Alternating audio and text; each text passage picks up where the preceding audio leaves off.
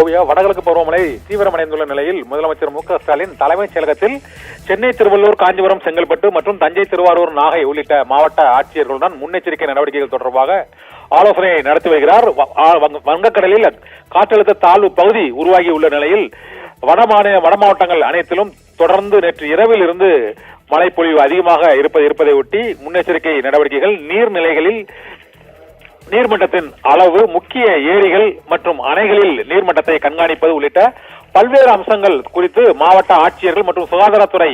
அலுவலர்கள் உள்ளிட்டோரிடம் ஆலோசனை நடத்தி வருகிறார். வடகிழக்கு பருவமழை தீவிரமடைந்துள்ள நிலையில் சென்னை தலைமைச் செயலகத்தில் முதலமைச்சர் மு.க.ஸ்டாலின் 6 மாவட்ட ஆட்சியர்கள் மற்றும் உயர் அதிகாரிகளுடன் முன்னெச்சரிக்கை நடவடிக்கைகளை மேற்கொள்வது, மழைக்கால முன்னேற்பாடுகளை இவ்வாறு செய்வது மற்றும் மழைநீர் தேங்காத அளவுக்கு அந்த பகுதிகளில் தண்ணீரை அகற்றும் பணியை விரைவுபடுத்துவது, முக்கியமான நீர்நிலைகள், குளங்கள், அணைகள் ஆகியவற்றில் நீர்மட்டம் உயர்ந்து அங்கு மதகுகள் மற்றும் உடைப்பு ஏற்படாமல் தடுத்து